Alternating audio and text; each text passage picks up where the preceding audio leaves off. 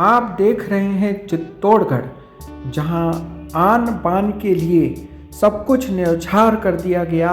मीराबाई की भक्ति हो, यहाँ की विजय गाथाएं हो, चाहे महारानी पद्मावती का जौहर हो, जहाँ हिंदू और जैन मंदिरों से भव्य भक्ति की धारा बहती हो, ऐसा है हमारा चित्तौड़गढ़। और हम पहुँचे चित्तौड़गढ़ किले पर। आप देख रहे हैं चित्तौड़गढ़ किले का ये पहला दरवाज़ा है और यहाँ से किले की शुरुआत होती है। इसमें 7 गेट बने हुए हैं, तो हमने ये पहला गेट पार किया और इसी तरह हम आगे से आगे 7 गेटों को पार करके और चित्तौड़गढ़ किले पर पहुँचेंगे। ये दूसरा गेट गया, ये तीसरा गेट और अब आ रहा है ये चौथा गेट, और सबके यहाँ पर अलग अलग नाम है। ये 5वां गेट और ये 6ठा, और इसी तरह से अब ये आएगा 7वां गेट। और यहाँ से चित्तौड़गढ़ किले की शुरुआत होती है और हम पहुँच जाते हैं टिकट काउंटर पर, जहाँ से हम टिकट लेकर के और चित्तौड़गढ़ किले को देखने के लिए निकल पड़ते हैं। 40 रुपये का टिकट लेकर के हम पहुँचे चित्तौड़गढ़ की भव्यता, दिव्यता, शौर्यता की कहानी को समझने के लिए, जानने के लिए और आप सबको दिखाने के लिए कि चित्तौड़गढ़ जिसने हमारी संस्कृति, सभ्यता को बचाया है। आज ये जो किले इतने ध्वस्त हो चुके हैं, नष्ट हो चुके हैं, चोटिल हो चुके हैं, हर चोट के पीछे एक इतिहास है, दर्द है, तो साथ साथ में शौर्य की गाथाएं भी यहाँ पर गूंजती हैं। आप जब भी आए इन पत्थरों का स्पर्श करके देखें तो आपको पता चलेगा इन पत्थरों के साथ में कितना गहरा इतिहास जुड़ा हुआ है। हर पत्थर के साथ हजारों शब्द हैं।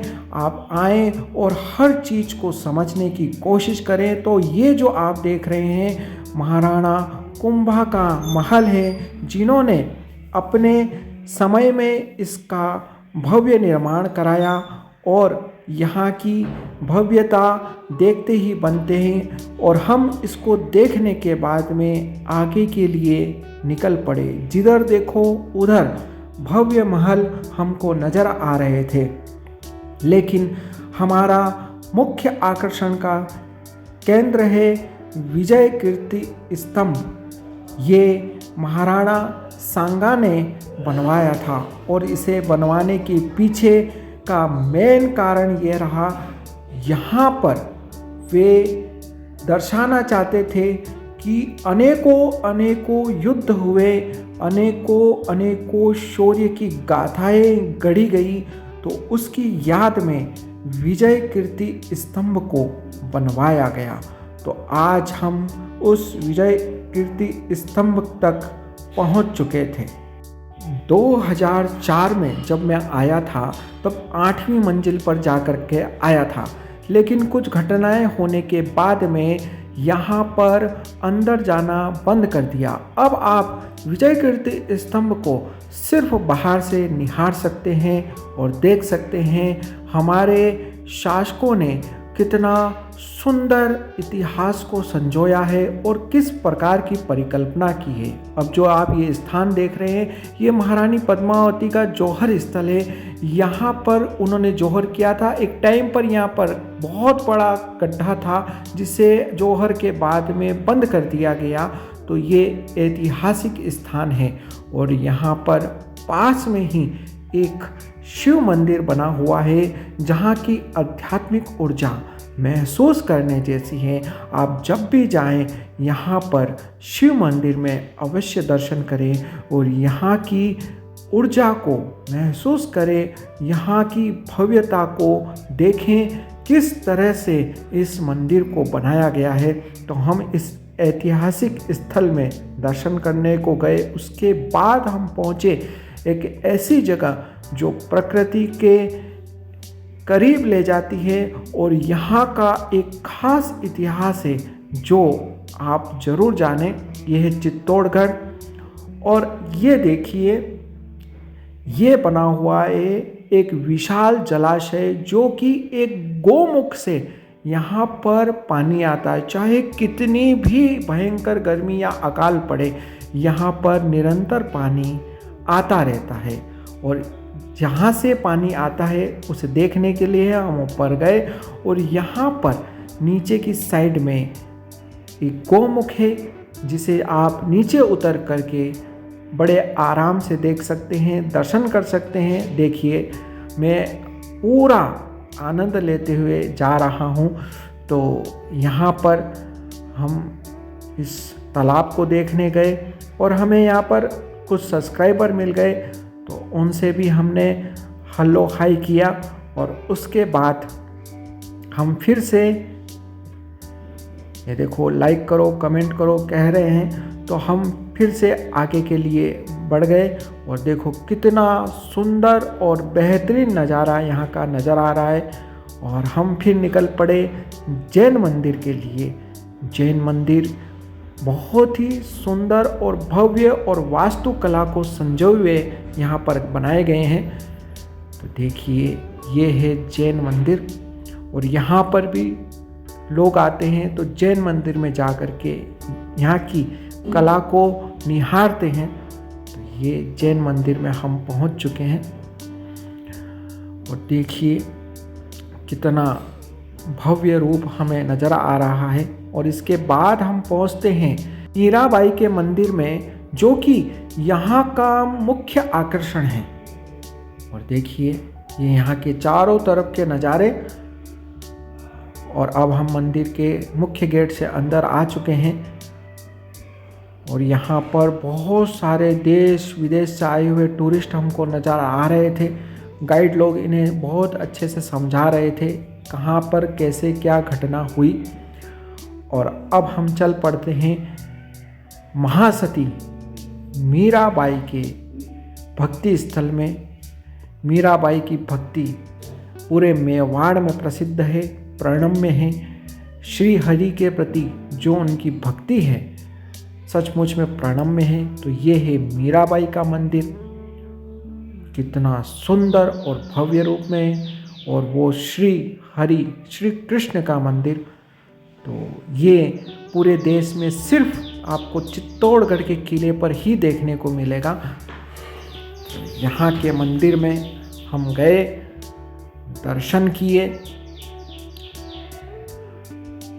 और जब भी आप किसी ऐतिहासिक स्थल पे जाएं तो ज़रूर वहाँ करीब से जा कर के और देखने की कोशिश करें, इतिहास को समझने का प्रयास करें। आपको गर्व होगा कि हमारा इतिहास हमें बहुत कुछ सिखाता है। और यहाँ आने के बाद में आपके अंदर देश के प्रति कर्तव्यों के लिए ऑटोमेटिकली अंदर से जागरूकता आएगी, भक्ति आएगी, शक्ति आएगी।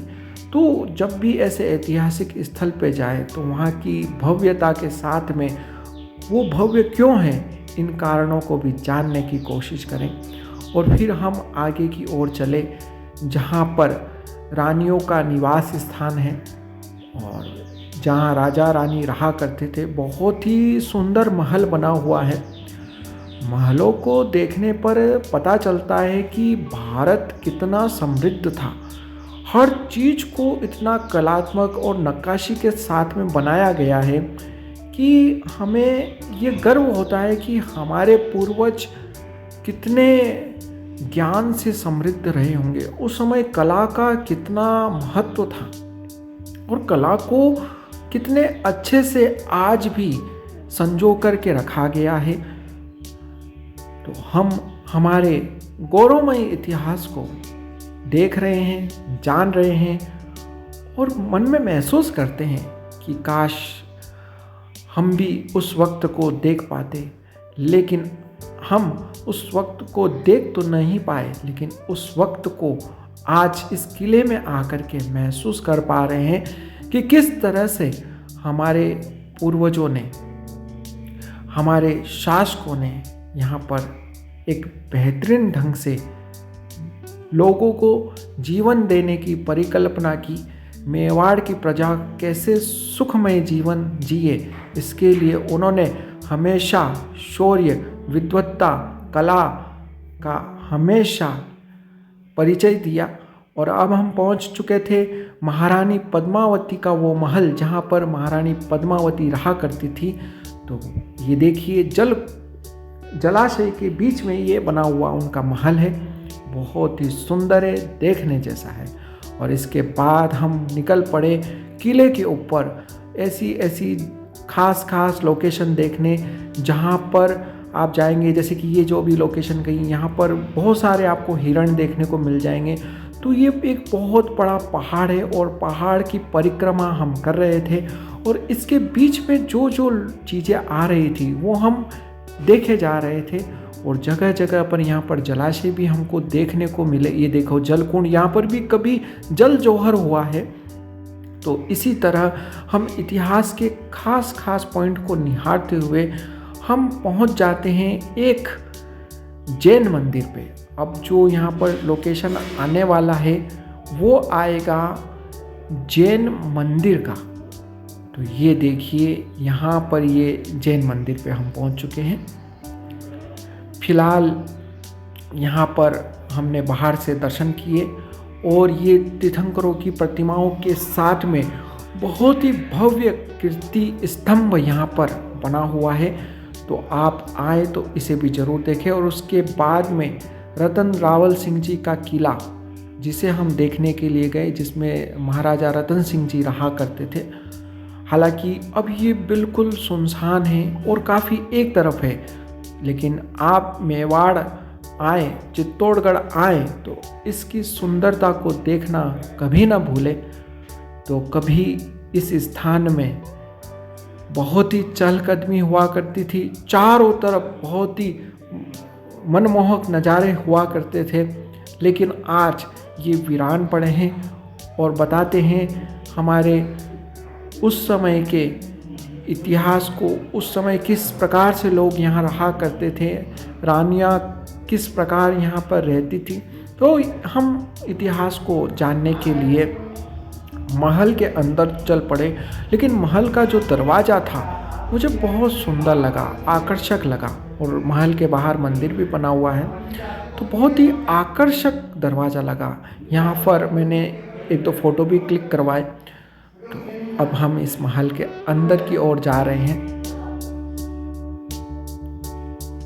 तो देखिए ये अंदर के नज़ारे, कितना सुंदर महल बना हुआ, कितनी ऊंची तो दीवारें हैं इनकी, और छोटे दरवाजे, और बड़े दिल वाले लोग यहाँ रहा करते थे। लेकिन आज सब कुछ वीरान है। जब हम इसे देखने के लिए आए तो यहाँ पर हमें कोई नज़र आया ही नहीं, लेकिन फिर भी हमने इस किले को देखा। दोस्तों, आपको चित्तौड़गढ़ का किला कैसा लगा हमें कमेंट बॉक्स में बताएं। बहुत ही हमें आनंद आया, बहुत अच्छा लगा। और अब हम रतन सिंह जी का ये किला देखने के बाद में अब यहाँ से जा रहे हैं। तो उम्मीद करते हैं आपको ये वीडियो बहुत अच्छा लगा होगा। तो वीडियो को लाइक करें, शेयर करें, कमेंट करें और हमें बताएं कि आपको ये वीडियो कैसा लगा। धन्यवाद।